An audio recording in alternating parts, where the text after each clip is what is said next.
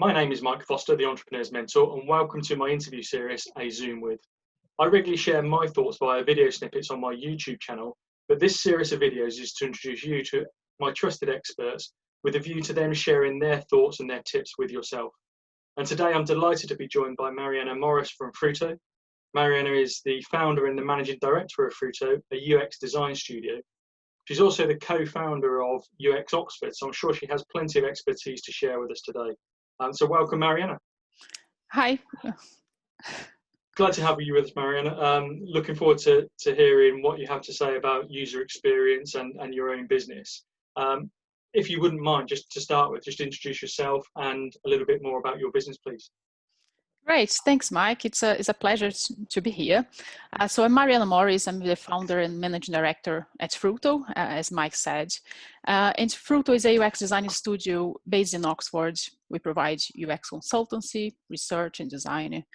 And in other words, we follow a user-centered approach to design intuitive interfaces for websites, software, mobile apps, and emerging technologies. We work with a variety of clients, from global organizations to early stage startups, and for a variety of sectors as well. But we have a strong track record with designing for healthcare and education. So this is who we are.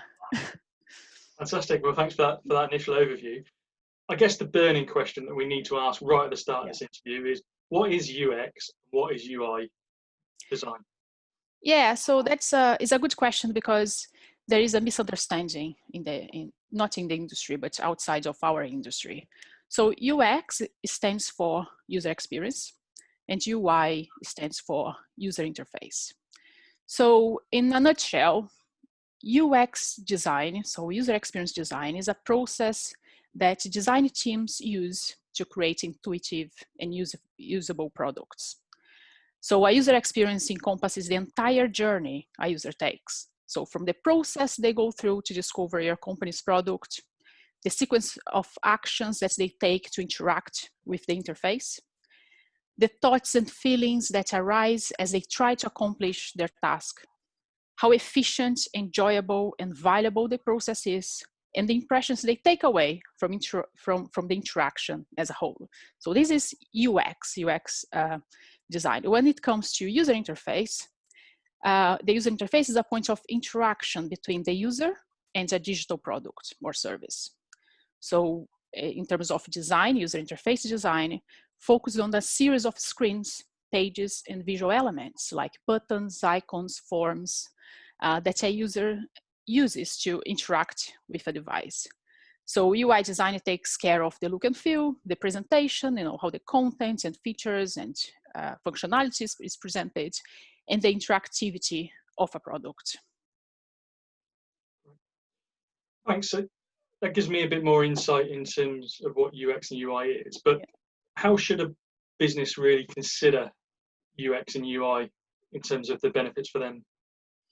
Yeah, so there are a few occasions when business consider investing in UX and UI.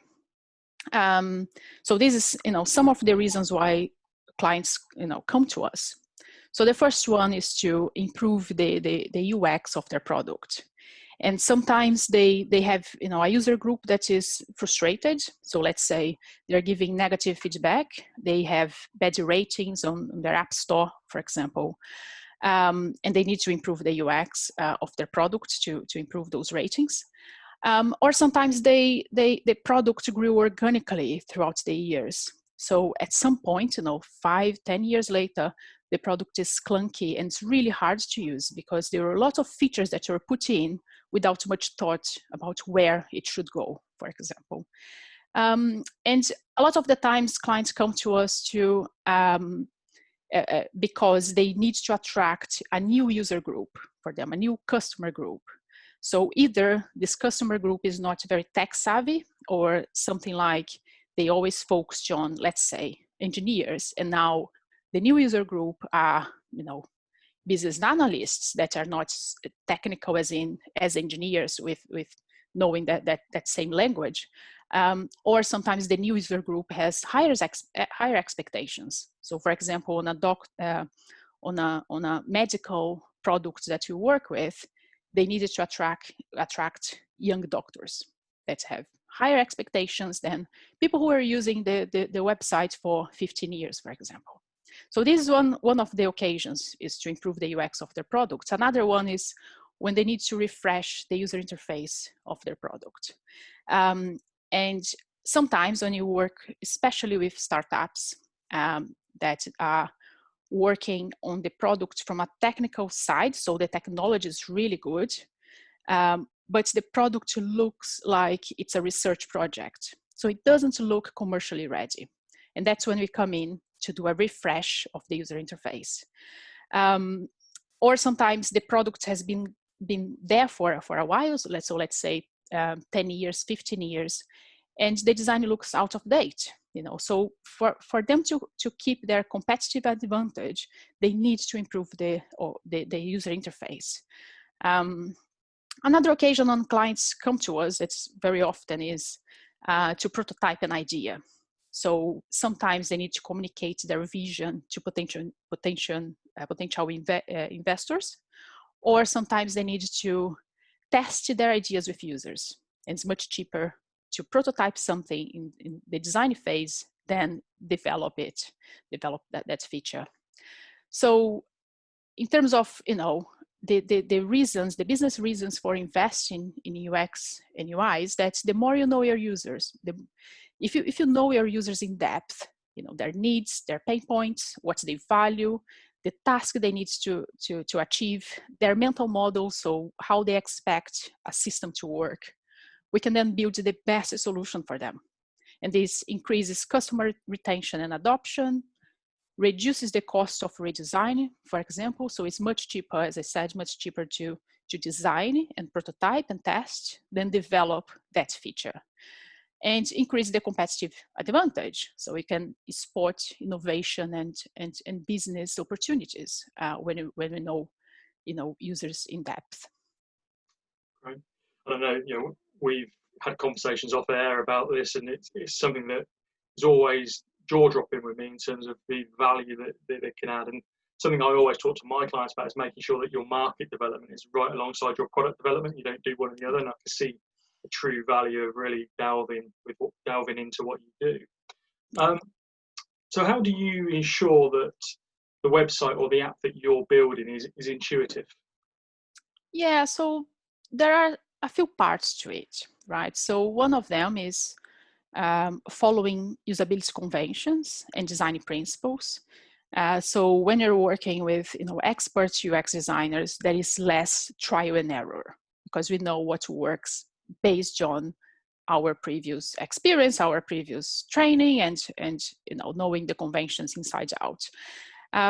Another point that is important for you to design intuitive interfaces to involve users in the process as early and often as you can. So you understand the user's needs really, really well, what they're trying to achieve, and you run some discovery phase, interviews, and test your ideas very often.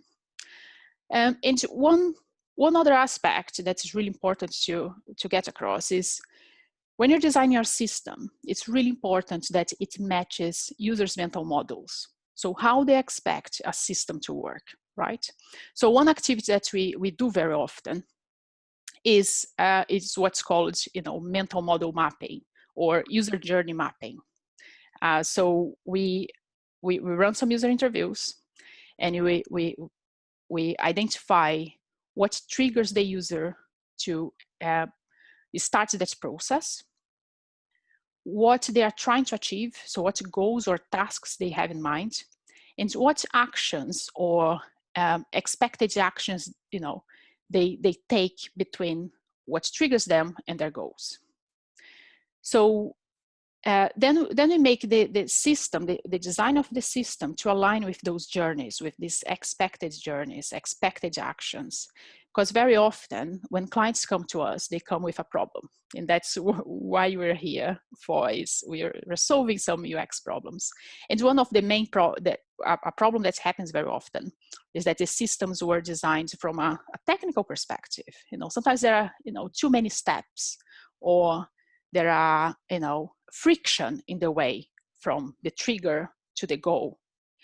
Users are, people, they are task focused. So you access a software, a website, let's say you want to buy a train ticket, you have that in mind, and that's what you're trying to achieve. So anything that's in the way might make you stop that process and go somewhere else, or feel frustrated in that process and give a bad rating. So we do that. We map out the user journeys, and we design and test with users often. So we just need to make sure that those user journeys are streamlined and the tasks are easy to be accomplished and efficient, because that's what users care about. Right, and you mentioned there actually that involving the users is so important in the design and its interfaces, the intuitive interfaces. So what's the best way to get that feedback from the users then?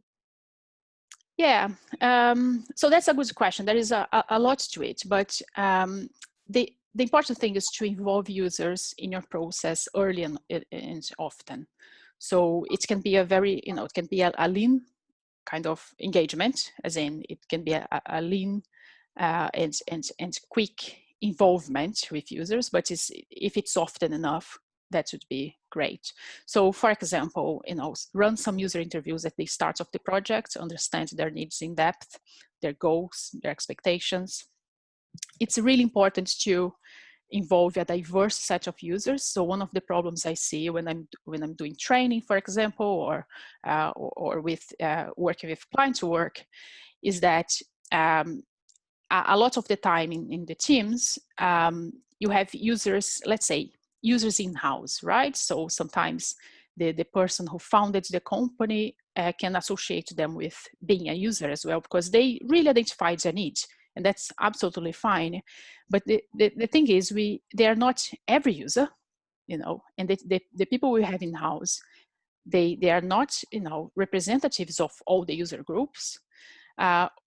Another thing is that you're involved in the project, therefore you don't have that space between, that detachment from what you are experiencing. So it's really important to involve a diverse set of users in those interviews. Another problem that I see often when I'm running training or doing client work is there is a tendency to run focus groups, right? And there are problems with focus groups, and it's important to share. So one of the problems with focus groups is that there is what's called groupthink. So people might agree with other people because they are in a group setting, because someone said something. Sometimes it's the loudest person in the room, sometimes the most senior person in the room. So that's one of the reasons when you're running user interviews, these are one-to-one sessions. We want to understand that person and their needs in detail as an individual. So that's very important. The same with usability tests, right? So we run a series of tests when we are designing, prototyping, and these are one-to-one sessions. We set it up so we observe users interacting with a product or interacting with the prototype and ask them to think aloud. So we give them tasks or scenarios and observe them and understand where the frictions are, what they don't understand from the interface, what the problems are. So these are the two kind of main activities that I see: user interviews and usability tests. There are so many other activities that we can run for specific, research objectives. And other things to bear in mind as well is how you run the sessions. So if, for example, you want to run your own, user research sessions, make sure that you don't ask any leading questions. So sometimes I receive, surveys, or I receive, I see some questions from that are going around about a product, and they're very leading. And this is you can take that as a you can take those results as something that you can take on board necessarily. So one of the questions, one example is, do you find this website easy to use? Well, the answer is implied in the question. It's very likely that people are going to say yes, right? Or at least you're priming them to think that's easy to use. So a better way of asking that would be, how was your experience using the website? So you get a real in-depth answer from that. Another question that's, another example is, did you like it? Do you like this product? Do you like this thing? Well, people don't want to hurt anyone's feelings. They might say yes, and that means nothing for what you're trying to learn from those sessions. So a better way of asking would be something like, how was your experience? And then you get whatever they have in mind. You actually understand their thoughts. And one last question that I want to share as well is, would you buy this product? Would you buy this app? Would you sign up?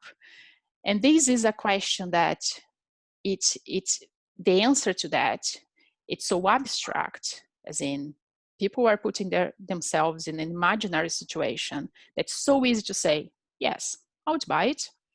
There's no commitment there, So the best process to that is you build something, what is called the minimal viable product, the MVP, or, do a simulation, an actual prototype, and see if people are buying it, see if people are signing up, and test it, put it out there. So it's really important when you're getting user feedback, that you don't lead them in a certain direction, because it's going to invalidate your research. And as you're running the session, it's really important to actively listen, so it's not a demo. So one of the problems I see is when with more inexperienced researchers is when they are almost demoing. So if users say, oh, I don't understand this, they might explain, so you're not there to explain, you're there to say, well, what do you understand, and then I understand what's in your mind. So you're not there to ask for solutions either. What would you like this to be? What features would you like? Because they don't know the answers. They will know based on their understanding of how to design a product. They're not the experts. They don't have the notion of the opportunities of features. So what you need to understand is their problems. Then you come and analyze their problems and come with a solution. So that's the main highlights of how to run, get user feedback. Well, just in that answer, there's a huge, valuable range of tips you can share there. I know in discussions we've had, I've sort of, again, particularly the way that we ask questions and not be leading in the questions is something I've certainly learned in conversation with you. So certainly recommend people having that conversation with you in a bit more detail to learn something around specific to you. Now, you are one of the local experts, I know, and I believe you share that expertise as one of the co-founders of UX Oxford. Can you tell me a little bit more about that organisation and how people may get involved if they're interested in UX? Yeah, sure.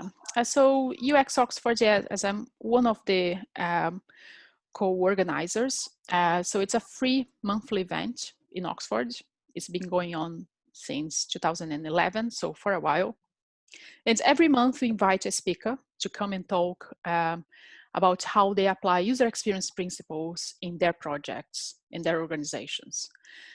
So we had speakers from Google, BBC, Microsoft, Financial Times, the government digital services, the NHS. There's like really, really good speakers that I really recommend you, listen to these inspiring talks. And we have a diverse set of a diverse audience. So don't feel that you need to be a designer to attend it. So anyone who is interested in UX can come. And the roles that,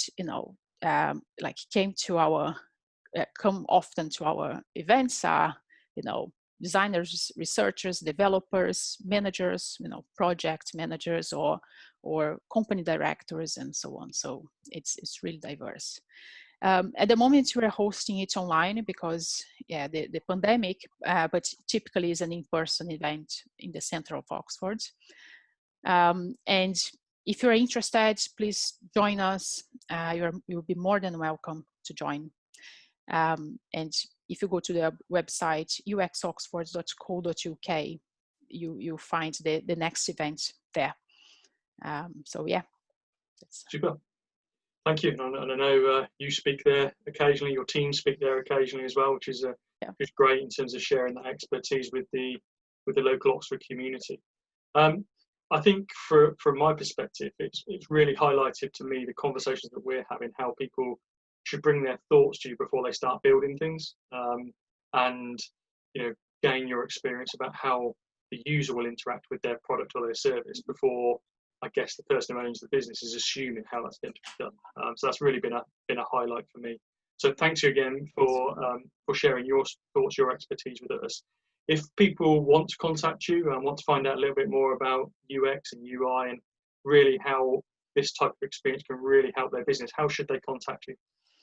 Yeah, so if you want to find out more about Fruto, go to frutostudio.co.uk. We are putting out some resources out there as well, like templates, guides. In the next weeks, we're going to be adding even more. If you want to know more about UX Oxford, as I said, uxoxford.co.uk, and find out about the next event. If you want to contact me, please feel free to drop me a line at any time. So it's my email is mariana@frutostudio.co.uk. I'm more than happy to answer any questions, have a chat about some UX problems that you might be having, or just to say hi. And also feel free to connect with me on LinkedIn as well. You'll find Mariana Morris there. Super, thank you, Mariana. And certainly I would recommend you've had that invitation to grab a virtual coffee at this moment in time with Mariana and just draw on that expertise to make your product and make your service just that little bit more user-friendly. So thank you, Mariana. Thank you for spending some of your time with us. Thank you for sharing your valuable expertise with those that are watching. Thank you, Mike. It's been a pleasure. So please subscribe to my YouTube channel. Next time I launch another video, you'll be one of the first to know, and I hope you're enjoying this A Zoom with series of interviews with a range of experts. Speak to you again soon.